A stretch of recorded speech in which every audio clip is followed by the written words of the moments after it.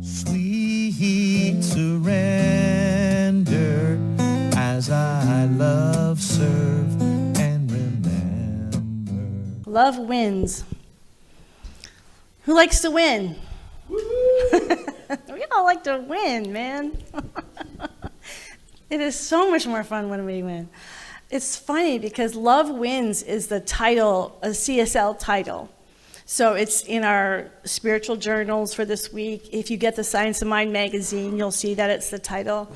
And I only say that because this is the only week, this has been going on for a couple of years. This is the only week that when I've been on social media, I have seen Love Wins like everywhere. People are posting it everywhere. I'm like, what is it about this title that gets everyone so excited? We win!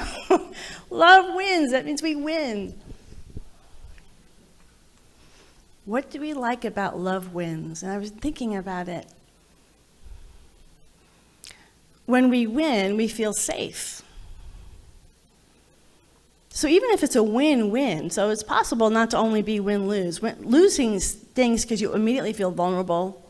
You feel like maybe something is better than you, not enough, all sorts of things that might need to be healed. When you win, you don't need healing because you won. So when you're on love's side, it's like, I won, I can finally rest. I'm finally safe. It reminds me of, it's attributed to Julian of Norwich, but she did not say it. And I don't have the quote, I'm sorry, I should have written it down, but it's the idea of all shall be well, in all manners all shall be well. And I see a lot of people quote this. First of all, they always say Julian of Norwich said it. Julian of Norwich did not say it. Jesus said it to Julian of Norwich. We sometimes don't like to quote him, but he was letting her know that in every way, in all manner of being, all shall be well. It's the same idea of love wins, that everything is ultimately going to find itself at home in love, that no matter what we're going through, that in the end, love is who we are and who we will be fulfilled, not just us, but everything, all creation, will find its final fulfillment in love. And I think we latch onto it because we also have to recognize that when we're in this world is really tough. There's a lot of joy in this world. There's relationships that can bring so much joy. There's dreams that come true that bring so much joy.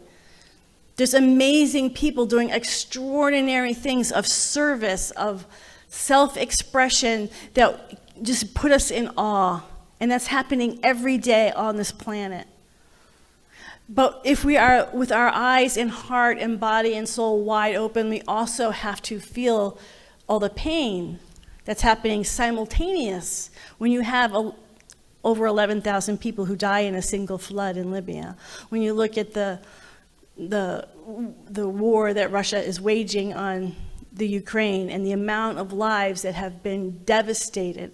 And what we know about psychology, about the humanities, these things get passed down. I remember becoming good friends with somebody, and as I'm talking with her and the healing work that she's doing, I didn't know this at first, but over time she let me know that her father had been in Auschwitz.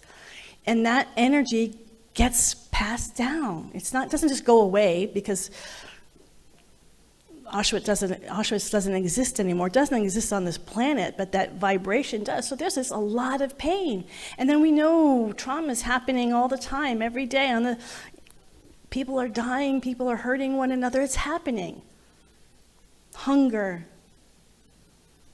meanness. It's all happening. All the good and all the bad. Every day. All you have to do is open the news and you get to see the bad part. And then you have to seek for the good part. There's a lot, just so you know, in case you want to balance, there's a ton of social media accounts, Good News Network, and it just tells these amazing stories all the time of extraordinary things people do just to balance us out of what's always happening on this planet. But it gets exhausting. It can get tiring to live with our hearts open. We say, okay, I can let them be open a little bit, but it just gets too tiring to take in the entire planet. And so this is what helps us to understand spiritual principle and to be on the spiritual journey. Because on the spiritual journey and on the spiritual principle, first of all, it's not at the end of time, it's right now. And that there is something within us, this love, not something, it's love itself is within us that is pure, that has never been touched or limited by the pain or what's happening in this planet. It is utterly free. So a lot of times when we think of this transcendent, we talk about the transcendent, that which is beyond and beyond all creation, to know that it's right here in the center of our being. And then every time we stop to pray and to meditate, those are not interchangeable, pray and meditate, we connect with this inner self that has never been hurt, harmed, or endangered ever by this world, by our past, by our future, anything that's happening. And that's why it becomes such a place of peace, a place of sacredness and holiness, and why our spiritual practices become the most holy and sacred part of our day, because we need to center ourselves in that which is untouched, unharmed, never been hurt, and that it's right here, that heaven consciousness is right here. And what we find is that the more we connect with that, it doesn't, so that's love in the transcendent. It's transcendent, but that transcendent within us. But then there's love in the immanent. And love is, that's love is freedom. Then there's love in the human form, and this is love that loves deeply form, loves deeply other people, loves animals, loves nature, cares about we all have different things that we care deeply and profoundly about. That is love. Now, often in spirituality, they say that's attachment. We really want this, or we really don't want that, and we should get rid of all attachment and resistance. But that's an anemic spirituality. That is a spirituality without soul, because soul cares. Your soul cares about something, or you're going to feel you're going to be so detached that it's unhealthy. There's a word for that. You're going to be both in that transcendent self and that part that cares deeply about people. And so what they find is that the more we connect with that transcendent self, we actually can care more. We will actually cry harder. Because now it's like when you go to a movie, and when you go to see a movie, you can cry. They say it's cathartic to just like you just cry, because it's safe. The more we connect with that transcendent part of ourselves, that part of us that's never been hurt, harmed, or in danger, now I can be safe enough to cry harder, to laugh louder, to be sillier, to be more open and creative and delighted in the world, as well as impacted and feeling all this sad and hurt. Like, we can feel all of it because we know it won't own us. We know it is not our ultimate identity. And we don't know that just conceptually. We know that in our hearts, this is not my full identity. It's only part of my identity. This is a love that wins. This is a love that wins, that can absolutely connect with the divine presence and at the same time care deeply what's happening in this world. Last night I went to Vespers at St. Innocent Orthodox Church. And I went, so for those of you who don't know, last year in 2022 was I tend to, when I'm learning about something, I immerse myself in it. So 2022 is my year of immersion into Christian Orthodoxy, mostly because I didn't know it at all, and I knew it somewhat, but I didn't really know it, so I wanted to really learn it. So I went to this church, didn't know anything about it, talked to Father Augustine on the phone. He said I could take some class before their Vespers on Saturday night. Very nice man. I wasn't afraid because I know who I am spiritually. I knew what my theology was. I didn't have to get in debates about who's true. That didn't interest me. I just was there to learn about what they're teaching, their perspective. So I went with a heart wide open. I didn't need to protect myself. And I remember exactly when I first met him, and that first class. I remember the first class, the things we talked about, the connecting with the icons on the wall. It was so great. And so I went every single Saturday, having an hour and a half class with him, and then Vespers. And often, other students came and went, but often it was just him and I, because once I commit, I'm there, baby. And it was beautiful.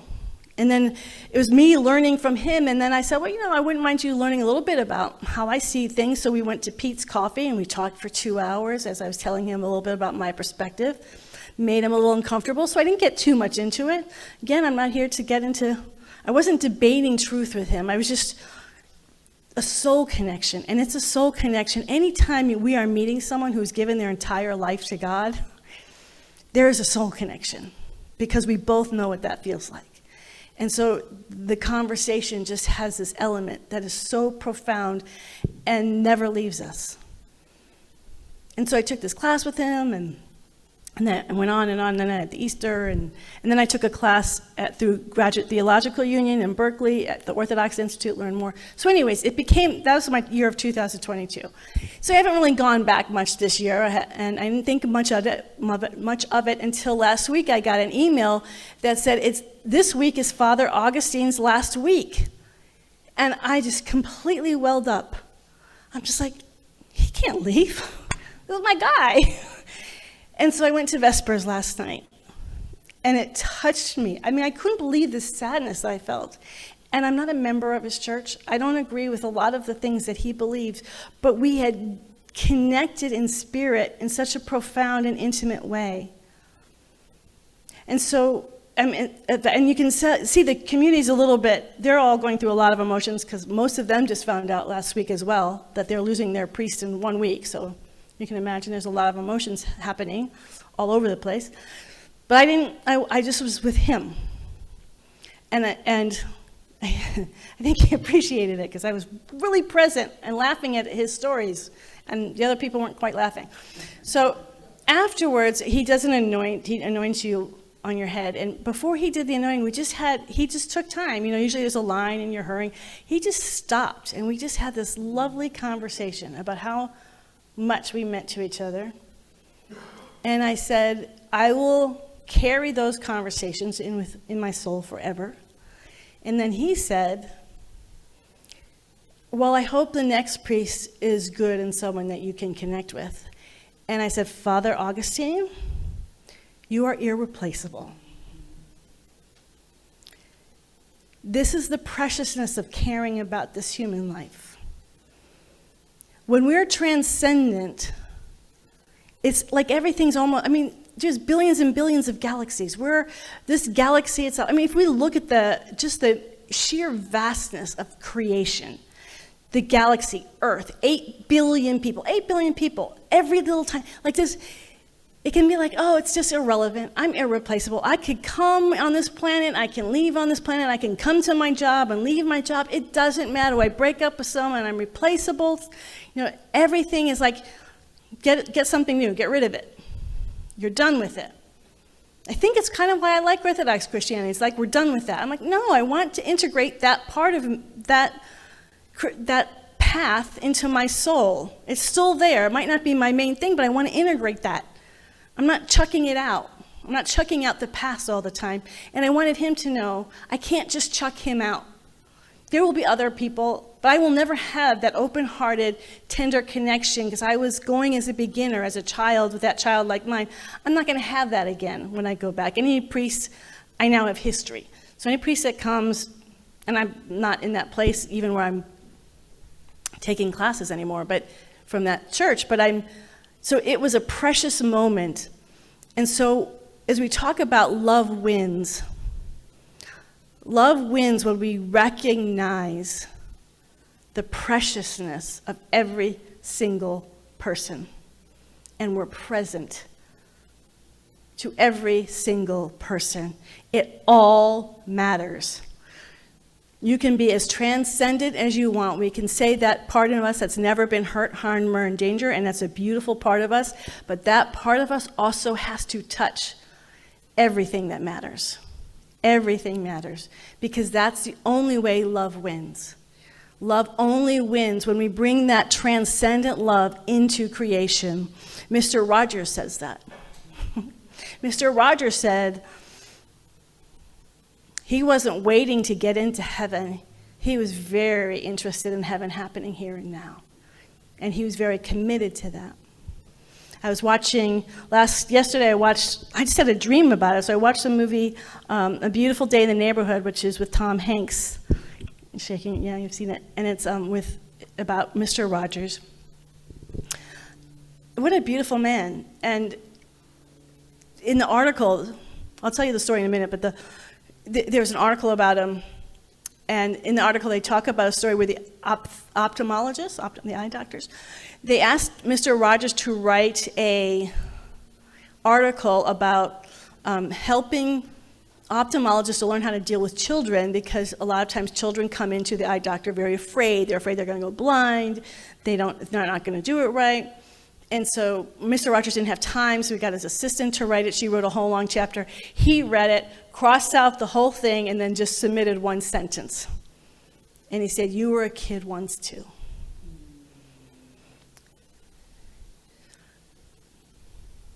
There is an innocence and a tenderness to all of us that needs to be touched if we're going to be a healing and loving energy, if love is going to win. So the movie, because it's been out for a while, you're gonna hear it. And it's about a guy who wrote for Esquire magazine, and he was known for his takedown pieces. He loved he was an investigative reporter, so his role was to talk with people and get the dirt and write down these takedown pieces. And his editor was saying in the movie that and this is a real guy, this is based on a real story, nobody wants to talk to you because they're afraid of what you're going to write. So she gave him to write about Mr. Rogers. He just had a baby. She's like, "It's good for you. Just get out. It's 400 words. That's all you have to write." And he of course, didn't want to do it. And 400 words about Mr. Rogers. Make a long story short, the article turned out to be a 6,000-word article that became the cover story of Esquire. And you see how someone who's so present to emotions can impact someone else. I didn't see anything in that movie that said this is how Mr. Rogers healed the writer. There was no great story. There was no great lecture or therapy session. He did ask him about his favorite toy as a child, the old rabbit.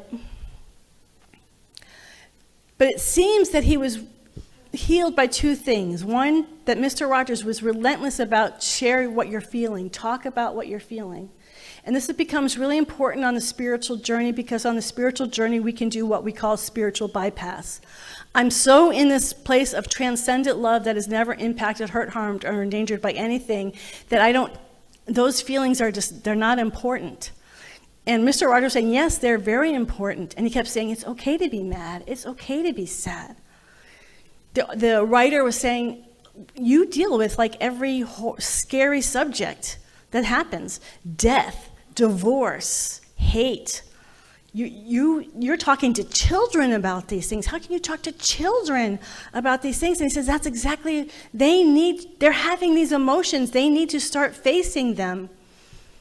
And in that, as you all have seen Mr. Rogers, he's just so still and peaceful and present. He doesn't lecture a lot. He doesn't get in, and he also talks about being human. He had a temper.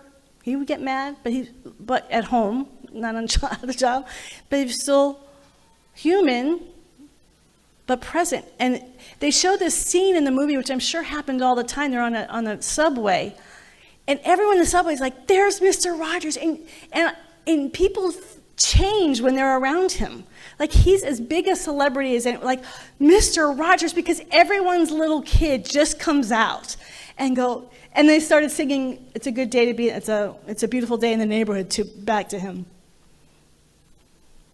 He had the impact on everyone, and he had an impact because he was connecting with our tenderest self. And so this writer, his story was that he was enraged with his father, who hadn't talked to him in years and years. And the father is now trying to reconnect with him.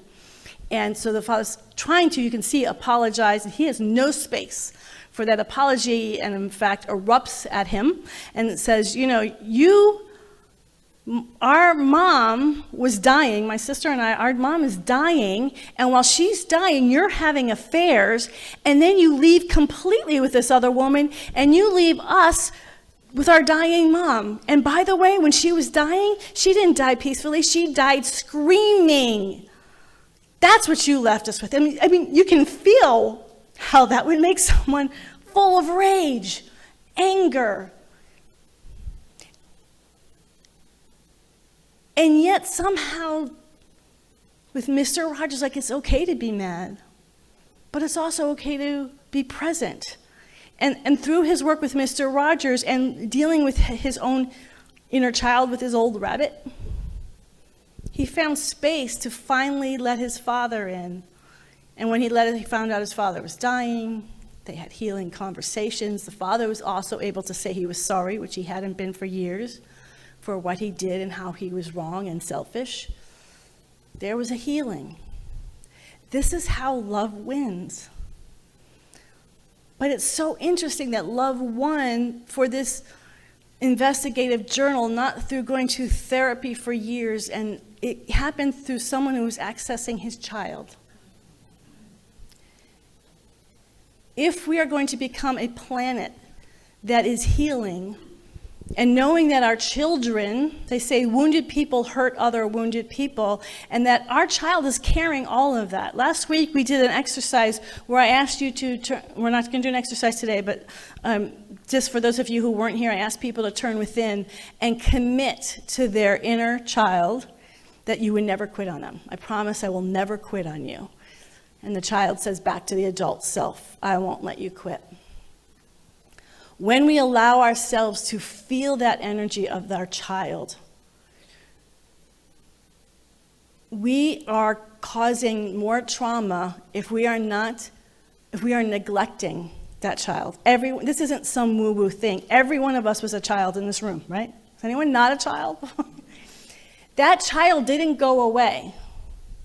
So just as I was saying, I went to the Orthodox because I'm like, I'm not going to be Orthodox anymore. I've grown past that, but it's part of me. I've never been there, but it's part of my history, so I want to integrate it. We do the same thing with our inner child, and it takes time and it takes attention. I can't neglect my child. I can't ignore it or reject it because it has a voice. If we listen to that child within us, remember, it has felt all the pain of the past generations. It did not come here as a blank slate. It has DNA that carries whatever suffering there was in the past. It has experienced its own family of origins pain. It's still there until we start listening to that beautiful, wonderful inner child. You can take a picture of when you were a little kid. Now we have a phone. You can just have it on your phone. I am amazed. I know that I have 2 pictures that I use. I know what they look like. I've looked at them a million times, and I think, I don't need to look. I got other things to do. I'm like, all right, I'll look. And I look, and I'm like, oh, yeah. Like, it just, every time, it just brings me back to her, who she is. Healing, love wins. We transcend, we know who we are beyond all of this, that we are free, unlimited beings, never hurt, harmed, or in danger. We are our adult self, showing up, caring, listening to our soul. But love doesn't win until we deeply and profoundly connect with that child. Because when we do that, we automatically start feeling into other people's, not just their adult self, which is often masks, which are often many ways of presenting themselves. There's a whole discussion of how much are we performing through our adult life. But when you get to a child, that child is not performing. That child is simply being themselves in all of their emotions and their feelings. If we are going to have a healed world, we touch our children. I love, and I didn't think of it till this morning. I got out the article that this guy wrote in real life for Esquire magazine, and it's worth reading. I skimmed it because, I had a service to get to. But I loved his very last paragraph. He starts with talking about his old rabbit as a stuffed animal. So here's this reporter known for his hard investigative reporting. He begins with his stuffed animal, but he connects it with prayer. You can read it, but at the very end, he brings it back to that innocent child.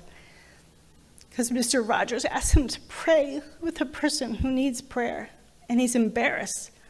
And he said, I don't know what happened. I just started praying from my heart, and this prayer came out of me. And I said, I realize it's been the prayer that's been waiting for me since I was a kid.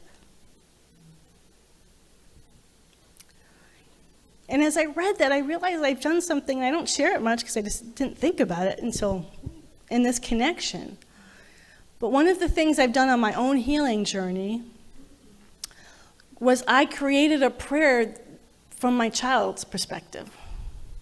I did it about 5 years ago, 6 years ago. And it has different parts to it. But I say that prayer every single day. And every time I say it, it's her that's praying. It's her who's remembering who she really is. And so, of course, healing has to happen. Of course, things can't stay the same. She can't stay the same because she's praying, and I'm praying from her. And it's beautiful and deep and powerful.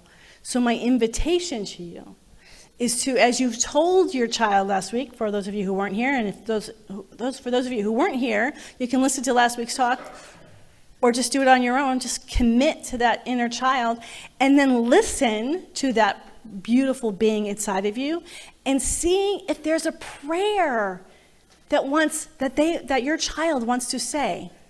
Because I guarantee you that is not a prayer that's going to have masks to it. That is not going to be about performing. That is a prayer of purity and innocence and power. Because when we are in our most pure and our most innocent, it is also the place where we are our most powerful and most alive. And this is how love wins. So I want to end with what I found a very powerful letter.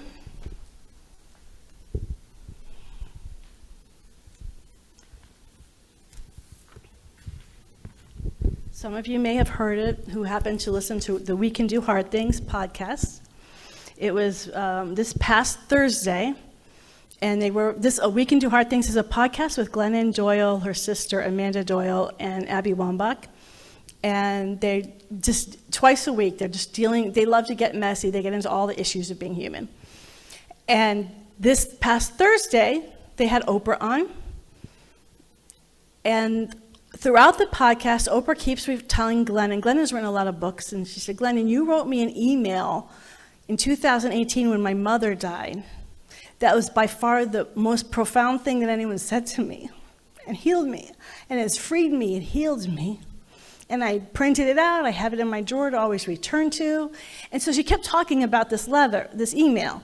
And then the podcast is ending, and Oprah's like, wait, let me see if I can find the email. And finally she finds the email, and she reads it. So I highly recommend, even if you don't listen to the podcast, just check out. It's the very end of the podcast. Oprah reads the email that Glennon wrote to her. I'm just typing out fast this morning, because I thought, I can't speak it. So I left a lot out. So I'm just telling you, if you want the full letter, email, please listen to the podcast. But for the purposes of our talk today, what I want, when you hear it, yes, this is Glennon's words to Oprah, but if any part of this resonates with you, I want you to hear this is also a letter to you. And receive it from that place, okay? I would never presume, this is in the middle of the email, she's talking about mothering love. I would never presume to guess what your relationship was like, how complex it was and is to be your mother's daughter.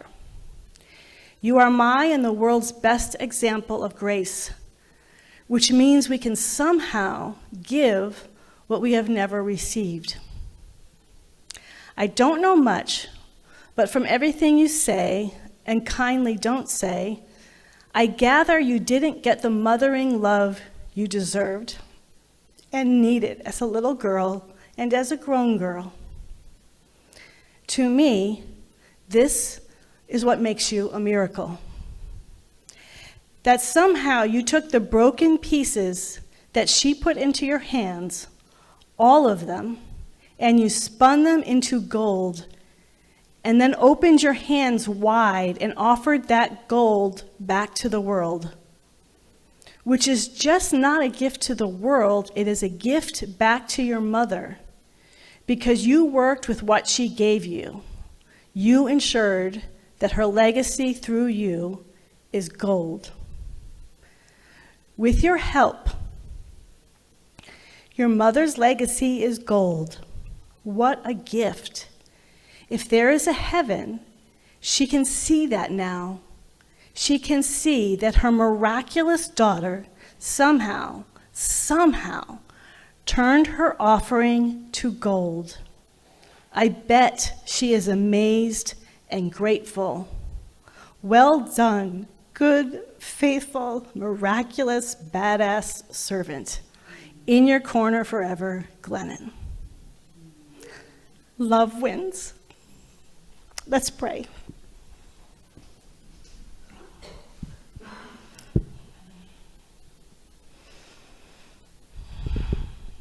So we like to begin our prayers recognizing that there is a love that is transcendent, both externally and internally, because ultimately there is no internal and external, there is only one love.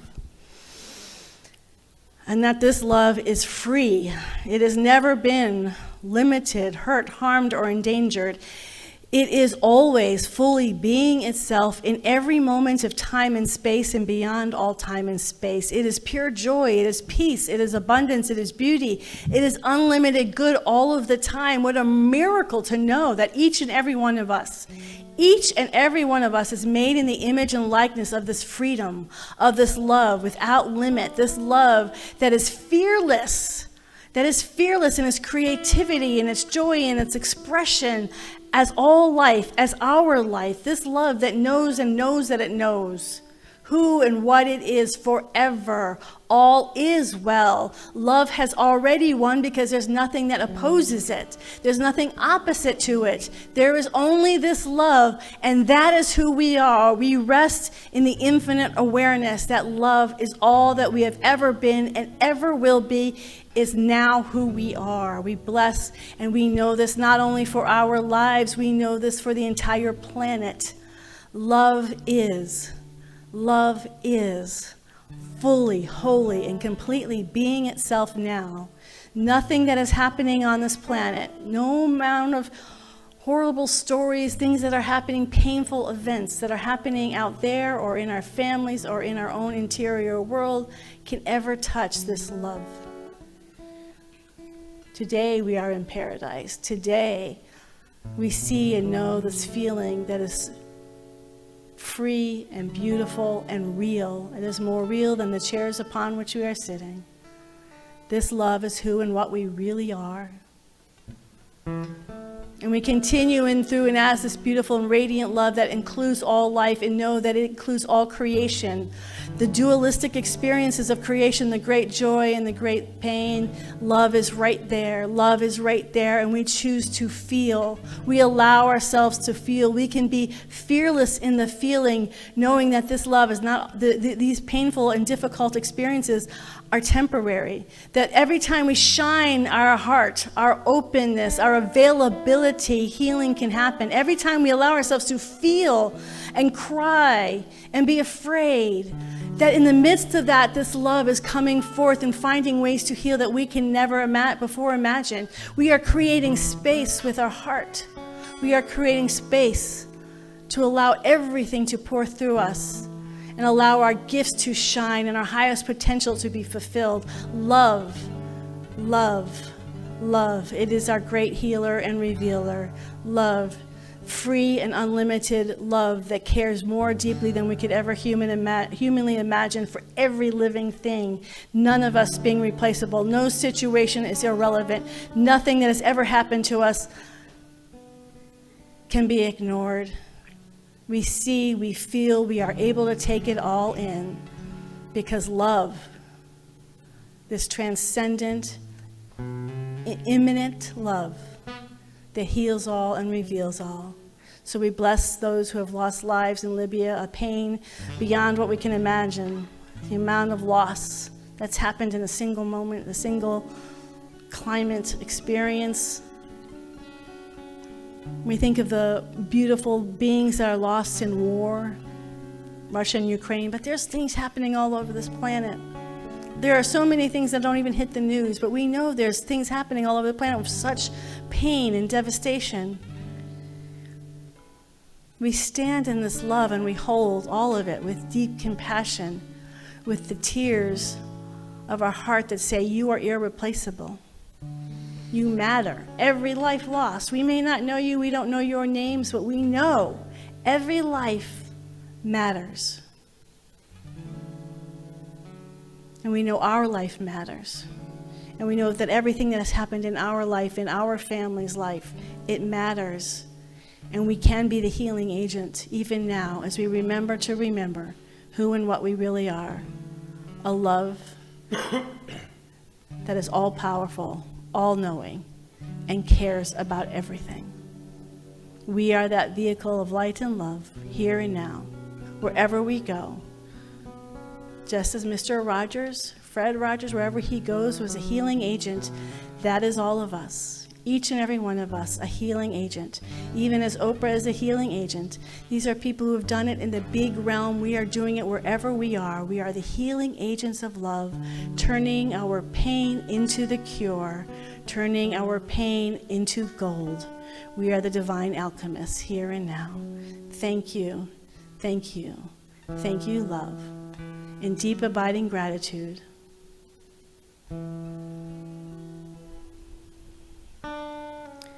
we return again and say, thank you, love.